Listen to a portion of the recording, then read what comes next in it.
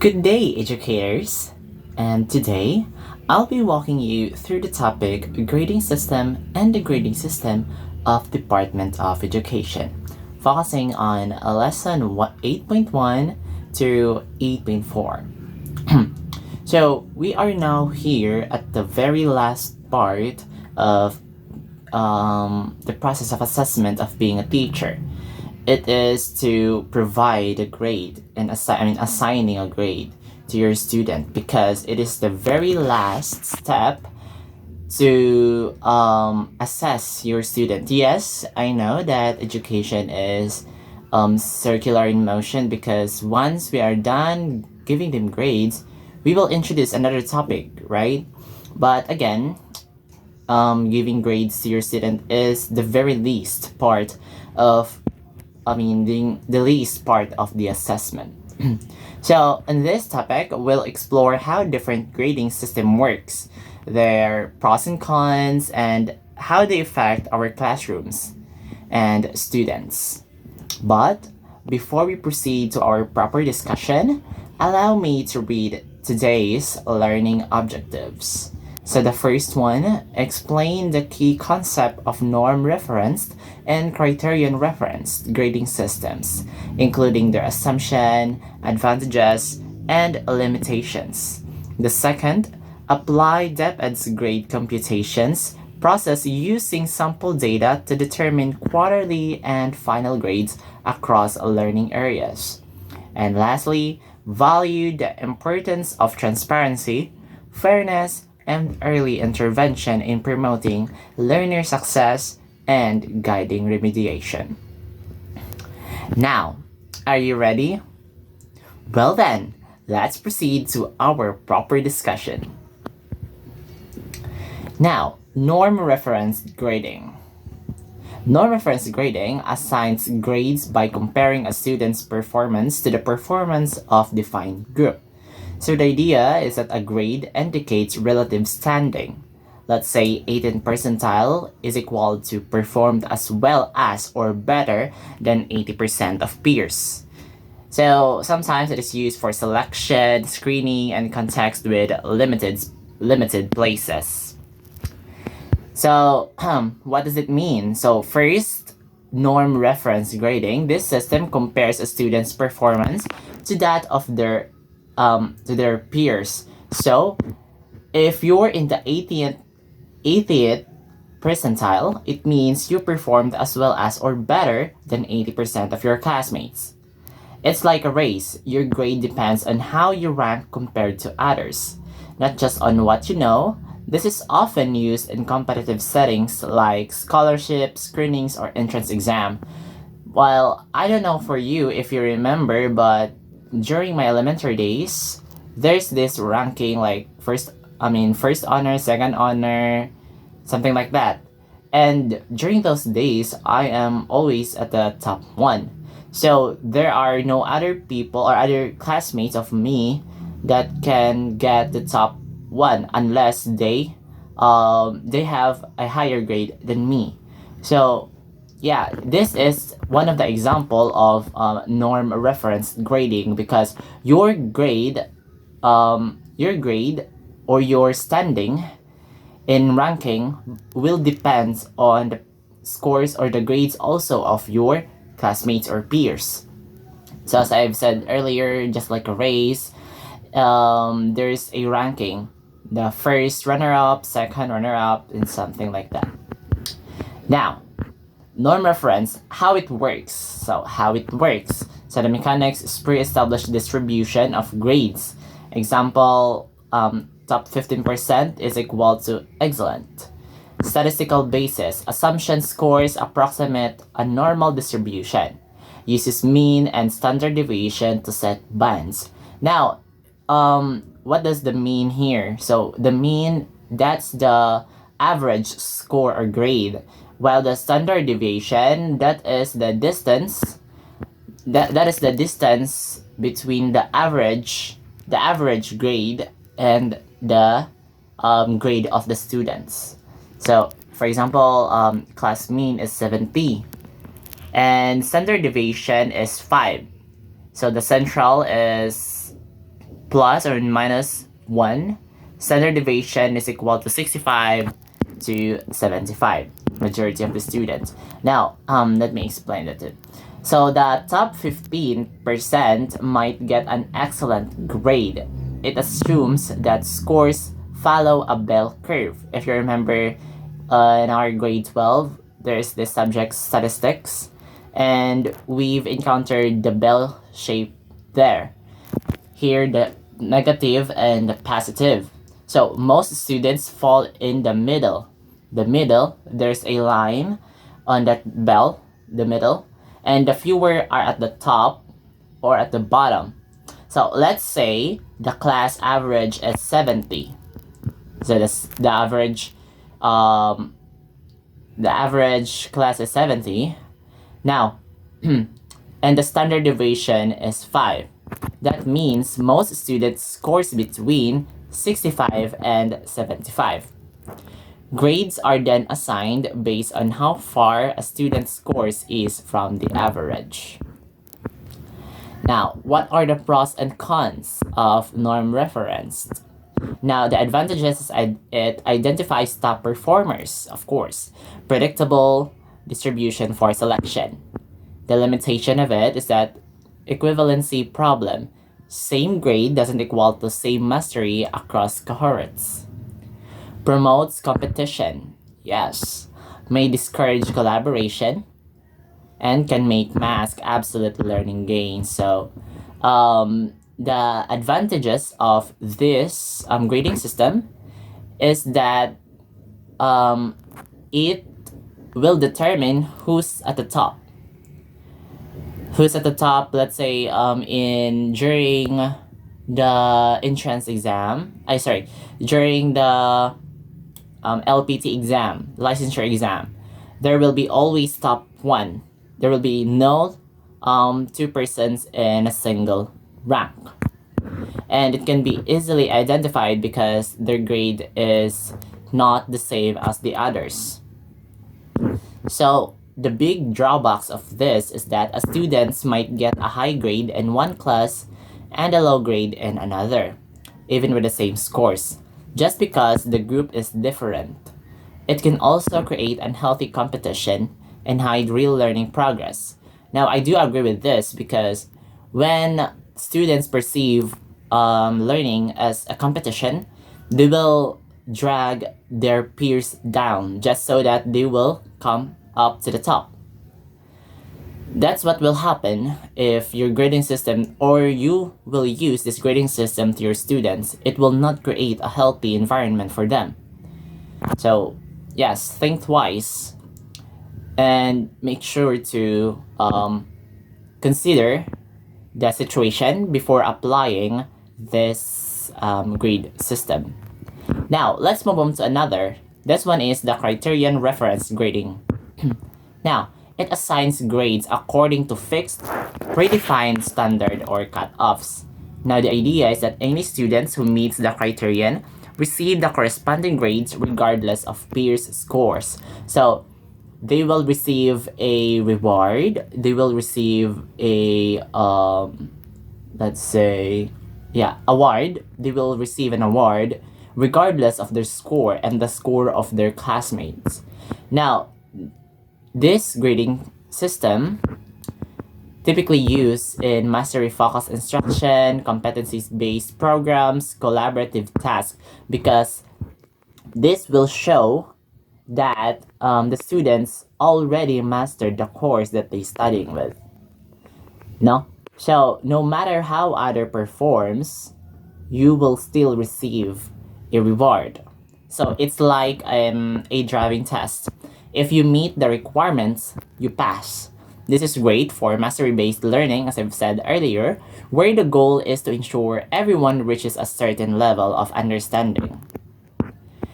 Now, this will also promote collaboration because the students will not perceive learning as a competition anymore.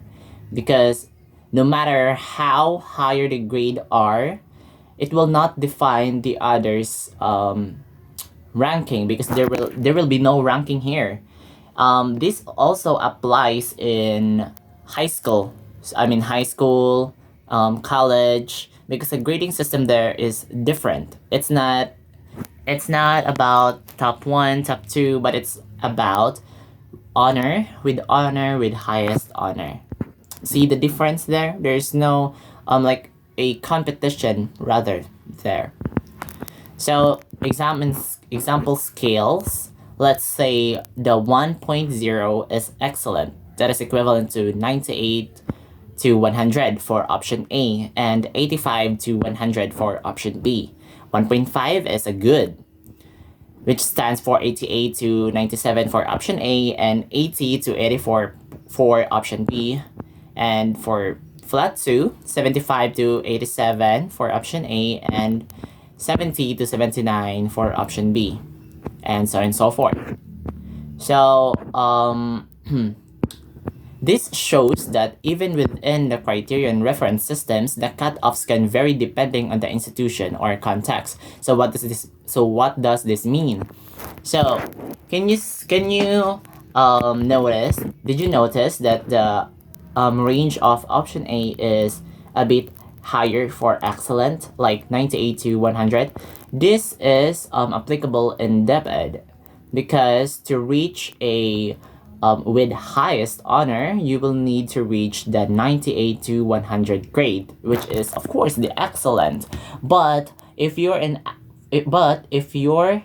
an institution that is from outside of the country, you will you may encounter the 85 to 100, and they will receive a plus for that.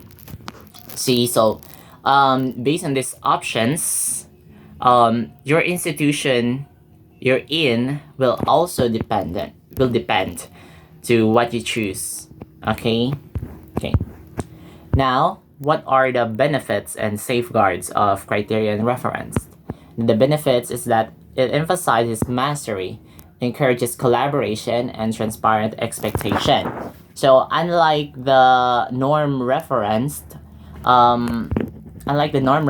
criterion reference has a fixed criteria on giving a grade to the students.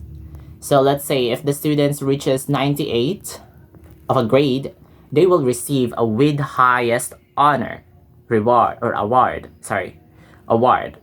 So, and if other students also has 98 grade, they will also receive a with highest honor reward. So yes, it's possible that there will be 3 or 2 people in the same rank, unlike in a norm reference where there will be only 1 person or student in a single rank. Now, what are the risks? Well, it potential for low or arbitrary standards if unchecked, and the safeguards collaborative standard setting, published criteria and rubrics, moderation, and periodic review. So, if the standards are too low or unclear, the grades lose meaning, just like for the option B earlier, which is like 87. I think 87 to 100 is equivalent for excellent 1.0. See, it's like it will set the mind of the students to work less because they know that they will still get the excellent or the flat 1 grade even if they won't give their best. And that's why we need safeguards like clear rubrics, collaborative standard setting, and regular reviews, so that as teachers can check from time to time if it's applicable for the students growth. So next, Marinilla D. Svinitsky provided 4 questions before we provide a grade or give a grade to your students. Now, the first one is the absolute versus relative achievement, mastery or rank. So you will give the students based on mastery or based on ranking. And the second is academic versus non-academic factors that includes attitude, effort, punctuality. Now, should we include non-academic factors like effort or behavior, or just focus on academic performance? Now, this is very controversial because when we are giving grades to our students, we must also take the other side of the coin, which is their hard work. If they really give their best or an effort to reach the specific grade. So if they deserve it, then why not? See, I will apply this when I become a teacher in the future. Now the third one, do we grade current performance or growth over time? For example, do we reward improvement? Now, there are two mindsets of the people, two kinds or types of mindsets of the people, which is the fixed mindset and a growth mindset. So if you're a growth mindset, you will reward the students based on the improvement of their performance. But if you have a fixed mindset, you will grade them based on their current performance. Do you get it? Because grading is the last part, since you as a teacher, it is also our job to observe our students very, very closely, because we might see a little, even though it is not easy to notice, but it is still noticeable when the students have improved or not. Now the last, how do we combine different skills like writing, speaking, and grammar into one final grade? Well, there's a standard to it. So yes, we must just follow so that we can give a proper grade that the students deserve. Well, these questions helps us make grading more meaningful and aligned with our goals. As I've mentioned earlier, we have also need to follow the rules so that we will give a grade that is well suited for your students, the grade that they deserve. Now, the next is the practical guidelines for grading components. So there is transparency, validity, reliability, equity, and reporting. So, be transparent. Share grading criteria and rubrics from the start so that the students is aware on their learning journey, and so that the students will not be shocked if why does their scores or grades are very low, right? Now, the second, ensure validity. Only include what truly reflects learning goals. So if, as I mentioned earlier, what is our goal from the very beginning, right? So includes only what truly reflects learning goals. Ensure reliability. Use clear rubrics to reduce bias. Well, I have encountered this a lot. Some students will say, "Oh, she got a high grade because teacher blah blah blah likes her," something like that. So to ensure reliability, show rubrics so that this kind of things can be prevented. Now, next is promote equity. Support students from different backgrounds. So no matter where they came from, gay or straight or poor or rich, it doesn't really matter. Our only goal here is to support our students regardless of their background. Let's promote diversity, okay? Now the last is report clearly. If possible, show both current performance and progress so that the students can reflect to their own learning, so that they are aware that they've improved over time. It's really good, and it's really good in feelings that you've improved over time. Now the next is comparing the two systems. So the norm reference versus criterion reference. So for norm reference, here I've mentioned earlier that it is about promoting competition and it is also for easily identified which that reaches the top one or the first ranking. Criterion reference, as the name suggests, criterion. The grade that you will give to your students will depend on their performance. So yeah, features, um, basis of grades, distribution, collaboration, effects, and best use. So yes. What's this next? Let's compare the two system. Okay, anyway, let's just move forward. Each system has its place. The key is to choose the right one for your purpose. Alright?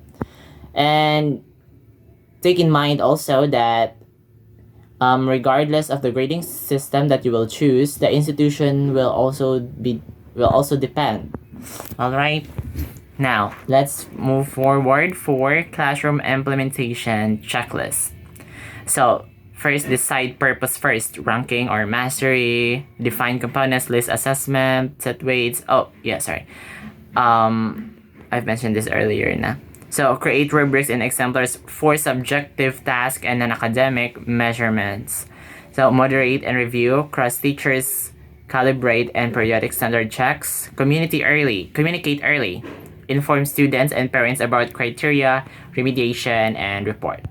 So before we apply a grading system, here's the checklist. Know your purpose. Are you ranking or promoting mastery? The second is define what you'll grade. Tests, projects, or behavior. Set weights and explain how grades are calculated. And next is use rubrics and examples to guide the students. The next is review and calibrate with fellow teachers. Lastly, communicate early with students and parents. Now, for some key takeaways, choose the grading approach that aligns with learning goals, ensures transparency, alignment, and moderation. Consider reporting multiple indicators like status, growth, or sub scores, etc., to provide a fuller picture of a student's learning and their growth. Now let's move on to the second part of our discussion, which is the standardized scoring aggregation methods and DepEd K-12 policies, covering lesson 8.5 to 8.9. Now, standardized test scoring or review. So, test standardized validates items and establishes psychometric properties like validity, reliability, and difficulty. So scoring basis, publishers develop mathematical scoring formulas using national norm samples like scores are often centered to approximate a normal distribution. So standardized tests are carefully designed to be fair and consistent. Experts test the item to ensure they are valid. They measured what they should. And reliable, they give consistent result. And appropriately difficult. The scores are then adjusted using national data so that they follow a normal curve. This allows us to compare students across schools or regions using the same scale. So, I guess that's all for my part, and I hope you've learned a lot, especially for the norm reference and criterion reference grading system. And I will give the next stage to Miss Remolio. Thank you and have a great day ahead.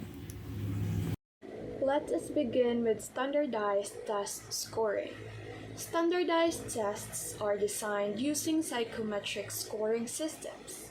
This means that their scores are created through statistical methods to ensure that results are reliable and comparable across many learners. Because of this, standardized test scores do not directly match classroom grades. Classroom grades are based on daily activities, quizzes, projects, and performance tasks, while standardized tests measure how a learner performs compared to a larger group.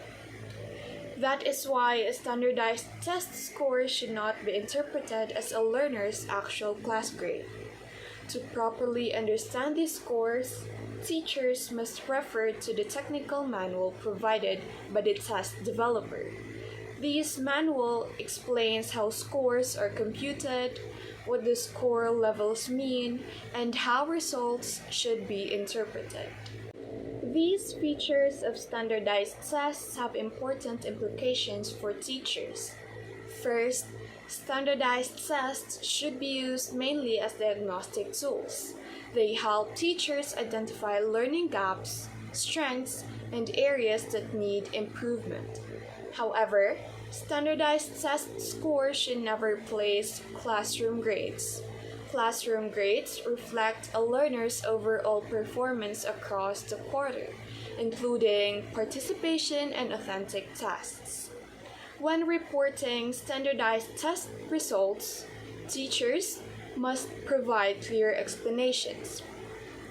This includes explaining percentiles, norm groups, and what the score actually tells us about the learner's performance. This helps parents and school leaders avoid misunderstanding the results. Next, let us discuss averaging and cumulative grading systems. In an averaging system, all grading periods are treated equally. The final grade is computed by adding all period grades and dividing by the number of periods. In a cumulative grading system, later grades are given more importance. This system assumes that learning builds over time, so recent performance reflects current mastery better. In basic education in the Philippines, DepEd officially uses the averaging system because it promotes fairness and consistency. When using the averaging system, a learner's performance across all periods is balanced. This means that one low or high grade will not greatly affect the final grade. In contrast, cumulative grading can cause grades to change more dramatically because recent scores carry more weight. Averaging is generally preferred because it is more stable and fair, while cumulative grading is useful when teachers want to emphasize recent learning outcomes. According to DepEd Order No. 8, Series of 2015, learner assessment is composed of three major components. Written work measures knowledge and understanding. Performance tasks measure application of learning, and quarterly assessment evaluates overall mastery for the quarter. Among these, performance tasks are given the highest weight because DepEd values real-life application of knowledge. Subjects are grouped into clusters, and each cluster follows specific component weights to ensure uniform assessment across schools. For grades 1 to 10, the weights depend on the subject cluster. Languages, AP, and ESP focus more on performance tasks, which include speaking, writing, and projects.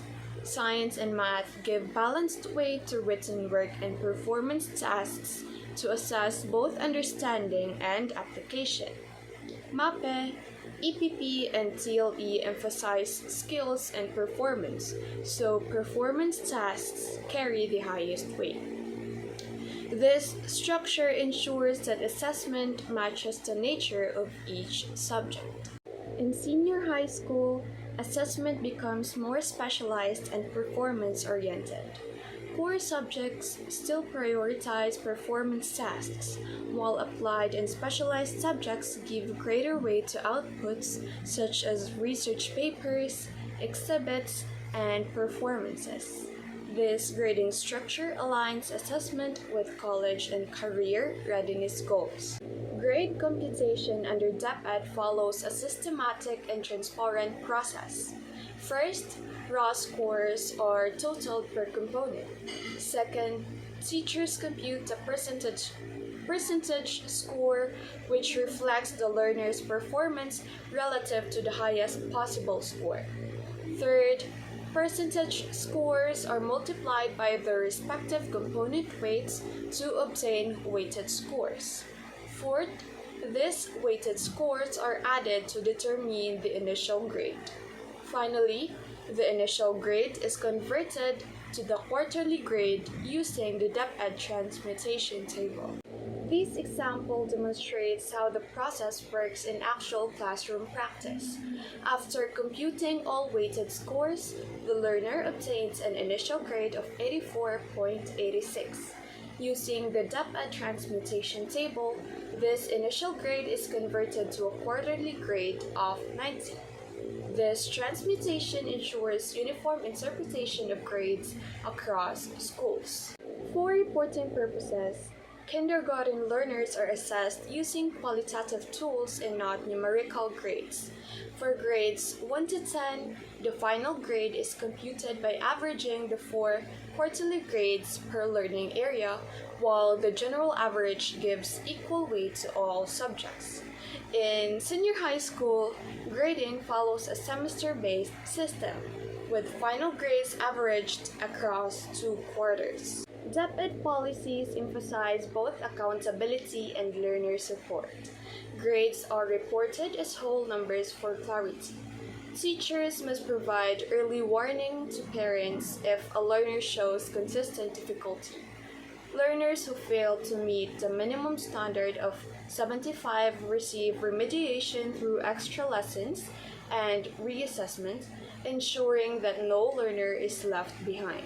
In conclusion, effective grade implementation requires teachers to, first, clearly communicate grading policies, maintain accurate records, design meaningful performance tasks, engage parents early, and apply grading rules consistently. By following these practices, teachers uphold fairness, transparency, and learner-centered assessment. Good day, everyone. So, before we continue our discussion, I'm hoping that you guys watching this discussion of ours is doing well these past few days because I've heard, I mean, it's not heard, it's just we've experienced so much troubles nowadays, all of because the phenomena is happening in our community, and I hope you guys are pretty doing well. So let's move forward with our discussion, which is the 8.10. It's all about progress reporting, the purpose, and channels. So let's start. So, progress reporting plays an important role in supporting a learner's growth because it allows parents and guardians to actively monitor and understand a student's academic performance.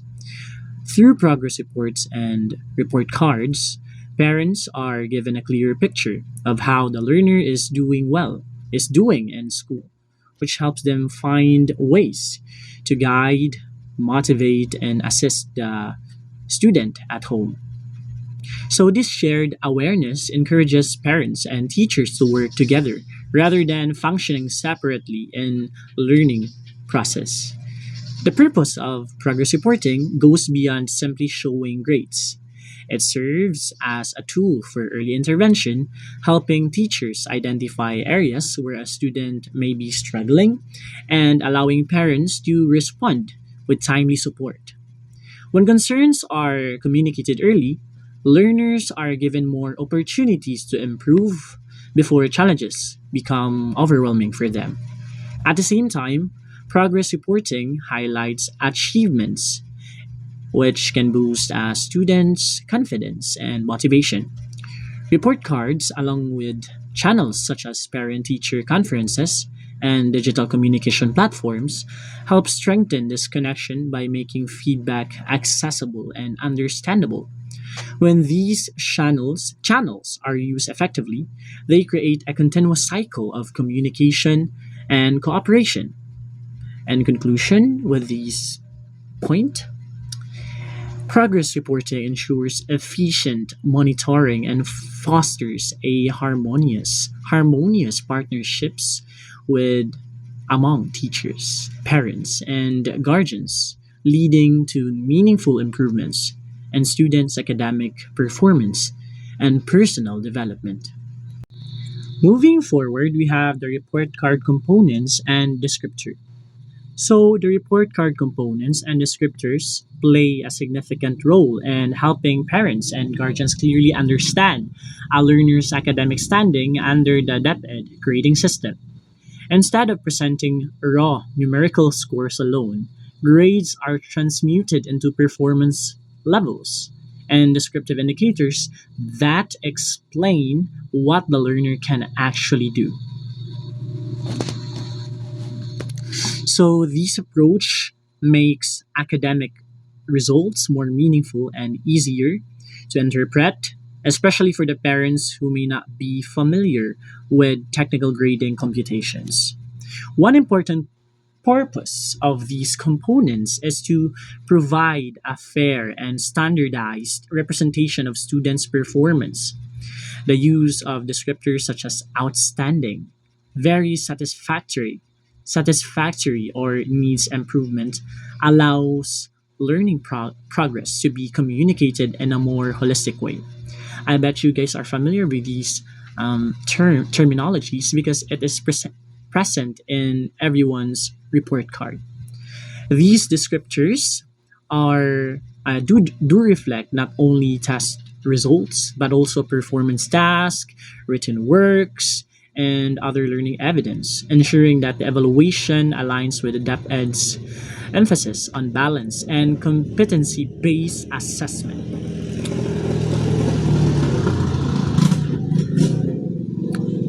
Through the report card, teachers are able to communicate both strengths and areas that require further support in a clear and structured manner.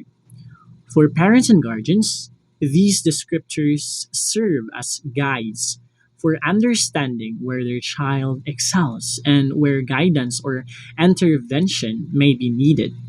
When combined with teacher remarks and follow up communication, the report card becomes more than a record of grades. It becomes a tool for reflection and improvement. The use of standardized report card components and descriptors strengthens transparency, consistency, and accountability and assessment. It fosters a shared understanding among teachers, parents, and learners, creating a collaborative systems that supports continuous improvement and ensures that academic performance is evaluated fairly and meaningfully in accordance with the DepEd provisions. So, moving forward is the discussion of the early warning and remediation procedures of report cards. So, early warning and remediation procedures for report cards are designed to help identify students who are struggling academically and provide support before their grades get worse. These procedures typically involve several steps to catch issues early and assist students in improving their performance. So, first, we have early warning. This method informs the parents and the guardians no later than the fifth week of the quarter if a learner's raw scores are consistently below expectation in written work or performance tasks. So it helps to inform the parents about the performance of their students, and in order for the parents as well to help aid their students. Another thing here is that early warning is a set of procedures that schools use to identify students at the risk of failing or underperforming. So these systems usually rely on various data points like grades, attendance, and behavior to flag students who might need extra help. And we have here next we have required support, which is about learners with a quarter grade below 75 must be provided remediation and extra lessons by the subject of the teachers. It also defined as a providing support where it is a steps taken to help students improve their grades or performance before it's too late. So we have tutoring, extra help sessions, study skills workshops, personalized learning plans, and behavioral interventions. But I once experienced tutoring before. Some schools provide additional tutoring or peer tutoring to students who are struggling with specific subjects, which can take place after school or during designated periods of school days. Another one is the extra help sessions, which teachers might offer office hours or additional help periods outside of a regular class time for students who need one-on-one assistance with coursework. So that is an example of required support. Lastly, we have documentation, so record interventions, attendance in your remedial sessions, and progress evidence for audit and parent review. So still, it has the same thing with the early warning system or the EWS. So specifically pinpointing that by doing these methods, it could help foster learning and collaboration between the parents, the teachers, and as well as the students. Next, we have promotion and retention, the core rule. So first, let's explore the primary promotion criterion, which if your final grade is greater than 75 in all learning areas, of course you're promoted to the next grade level because you pass and carefully meet the criteria for that specific school year.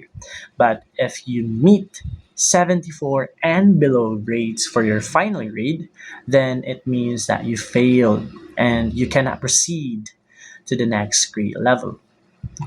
So let's explain first what is promotion. So of course, we all know that promotion refers to a students advancing to the next grade level. To be promoted, students usually need to meet certain academic criteria such as achieving a minimum grade or passing key assessments.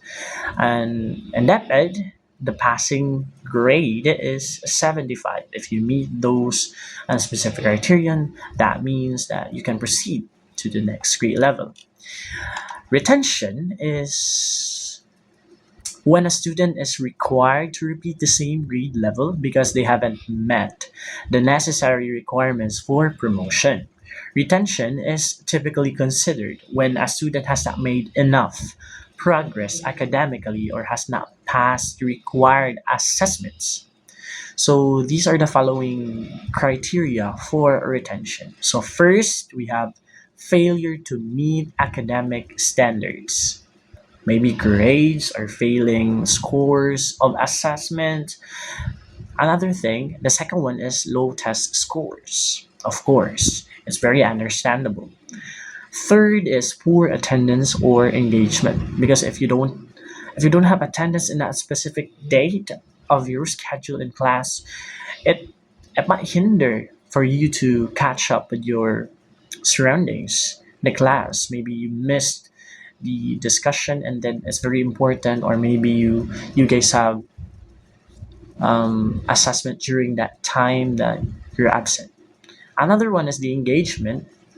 If you don't engage too much with the discussion or you don't actually socialize with those ideas, that may hinder for you to have scores on it because oral participation is also part of your core grading system. Lastly, we have behavioral issues. So, serious behavioral problems that interfere with students' learning may also contribute to a decision to retain the student. This typically happens in situations where students' behavior hinders their own learning and that of others. So, another thing, in summary, when it comes to promotion and retention, promotion is based on meeting academic, behavioral, and sometimes social standards to advance to the next grade. While retention is when students repeat the same grade due to failing to meet those standards. So about the rules of promotion and retention, and it is typically have its own rules by grade clusters. Let's um, explain it piece by piece. So in grades 1 to 3, if the student did not meet expectation in less than two learning areas, they must pass remedial classes and failing areas to be promoted, or otherwise they might retain.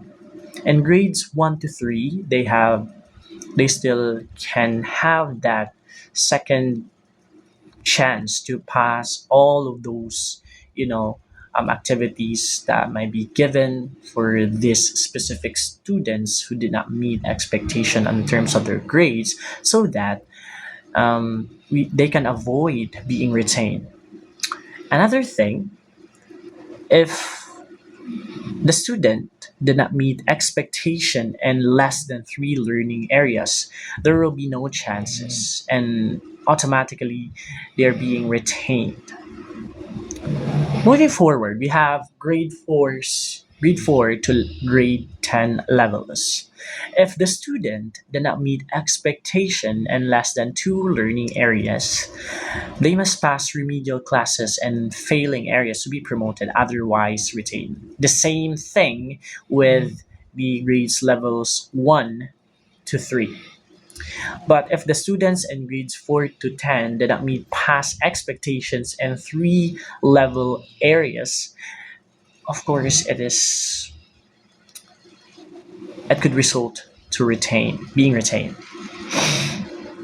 So lastly, we have grade 11 to 12, the senior high school.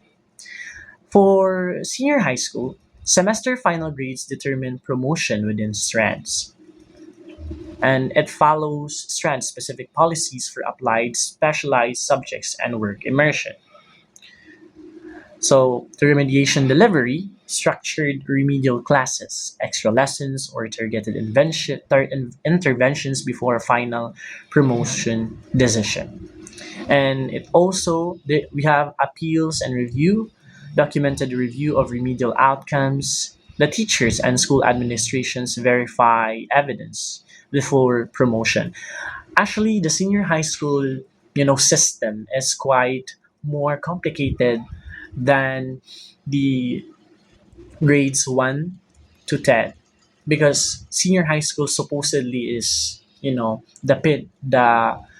part where the students should be prepared for their college life. And it really is something to be, verified significantly, because if the student is not prepared, they don't know how to read, they don't know how to construct words or such things as that. The skills, the necessary skills that they really need to possess for them to be prepared in college. So by doing that, we could we could just not help we could help the students, to be prepared in terms of facing their journey in college. Lastly, we have cohort wide issues. So, if external factors affect an entire cohort, schools may apply documented adjustments consistent with DepEd ed policy and with transparency to parents. So, of course, still the dep ed no the schools and the high school and no, the elementary, the high school, and the senior high school is based on the DepEd ed policy. But still, they still need to, be connected to present transparency, of course, to the parents, so that the parents is prepared for what is going to be expected. Now we reach to the alternative grading systems. So it is lesson 8.12, and it's all about exploring pass fail, non graded evaluation, and ethical consideration. So, first, we have pass fail grading system. So, the definition itself, it is a binary system that where students receive either pass or fail. Common uses, of course, highly subjective work, example, fine arts, music, independent studies, practicum, or professional exams. So the pros in this, system is that it reduces pressure. and encourages risk taking. However, there's also a cons about this one. It could lack detailed feedback, not ideal for ranking because you're just it's very subjective. When you say pass or fail, they it really does not have that kind of criteria for you to determine whether this specific assessment or performance pass or fail. It really is something that has to deal with the teacher's preference. Another thing, we have non-graded evaluation, which defines unknown numeric or letter grades feedback via narrative evaluations or portfolios. So, philosophy. So, grades may distort learning and foster unhealthy competition. Of course, students nowadays are very competitive in terms of, you know, doing such scoring. They might, some student might even say, I get the score. How about you? There's a competition happening inside the classroom.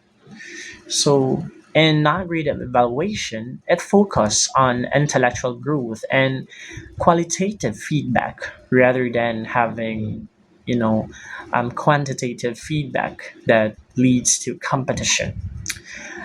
Another thing, the status is that rare in the Philippines, used in progressive institutions abroad. Because usually here in the Philippines, we use numbers or numerical to evaluate something. But I believe that doing this could really help not just the students, but as well as the teacher to have that kind of constructive criticism or feedback of the students' assessment. Lastly, we have conversion. So grades may be generated upon requests for external requirements. So yeah, that's the non-graded evaluation. Moving forward, we have the ethical considerations and grading.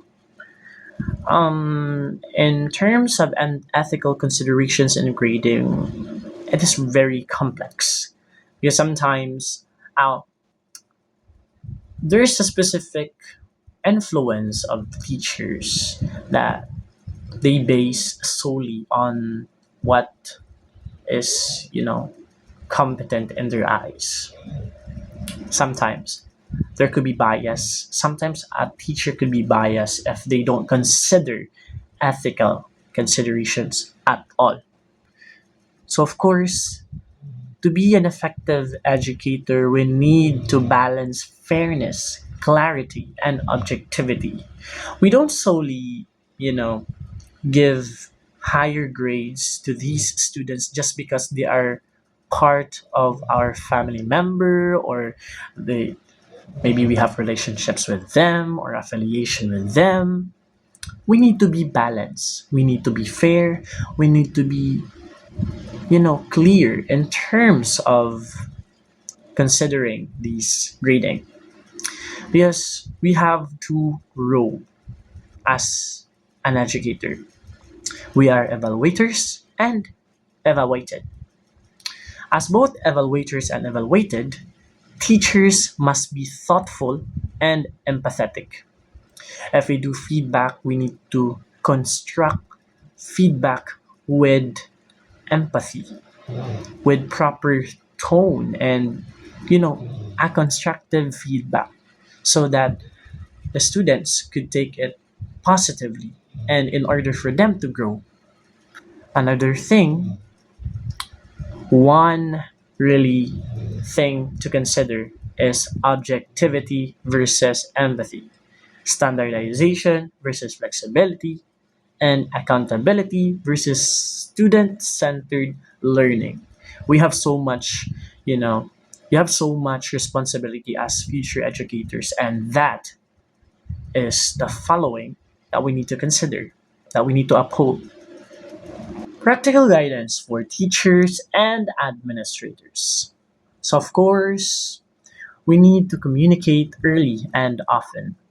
So, of course, publish reporting schedules, descriptors, remediation plans, and promotion criteria at the start of the year. That is why most of the schools are, actually doing so much meetings for the parents so that not only their students learn, but as well as the parents and the teachers ensures that the learning process, the learning environment is effective, efficient.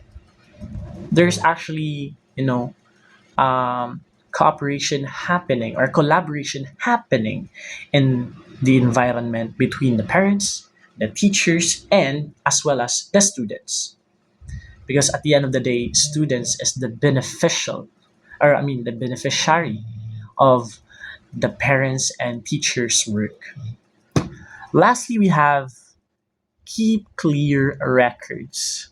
So we need to maintain raw scores, transmutation steps, remediation logs, and parent communications. Because if the students ask why my grade is like this, why are my grades so low, this and that, you can present something on it. You can actually have the transparency to present these, you know, the scores so that the students are guided throughout the whole year. Still, a practical guidance for teachers and administrators. Of course, use evidence based promotion decisions on documented assessments and remediation outcomes. Lastly, we have to still engage parents. Never forget about parents. Convene timely conferences and provide actionable guidance for home support. Because education never stops. It never ends on the four corner of the classroom. Still, the teacher is the one who enforces them, who introduces them to the lessons. And the parents as well, as their duty is to make sure that their student, their children is actually learning. Maybe they will help in the house to do their assignments or guide them throughout the process. So we've come to end our discussion, but still we need to consider these following key terms because it is entirely important. We have quarterly grade or the QG. It is the transmitted grade for a grading period. Take note of that. Final grade is average of quarterly grades 1 to 10, or semester average for senior high school. Next, we have general average. It is the mean of final grades across of all learning areas. And don't forget, there's the remediation and retention. Remediation is targeted instruction to address learning gaps, maybe if they lack something. And retention is a requirement for a learner to repeat the same grade level if they fail or do not meet the expectation of a specific subject. I hope you guys learned something today and may God bless you all. Thank you for listening to this discussion.